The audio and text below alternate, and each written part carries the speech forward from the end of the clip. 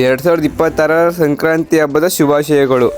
ಓಹೋ, ಇವತ್ತು ಸಂಕ್ರಾಂತಿ ಹಬ್ಬ. ಪಾರ್ಟ್ 1 ಅಲ್ಲಿ ನಮ್ಮಮ್ಮ ಸಂಕ್ರಾಂತಿ ಏನಾದ್ರು ತಬ್ಬರ್ದೈತೆ ಅಂತ ಹೇಳಿದ್ದೆ. ಟ್ವಿಸ್ಟ್ ಏನಪ್ಪ ಅಂದ್ರೆ ಚೇತನನು ಹಿಂಗೆ ಬರ್ದವಳೆ. ಚೇತು, ನಾನು ವಿಡಿಯೋ ಮಾಡ್ತಿರೋದು ನೋಡ್ಬಿಟ್ಟು ಮನೇಲಿ ಯಾರು ಇಲ್ಲ ಅಂತ ಹೇಳ್ತಾಳೆ.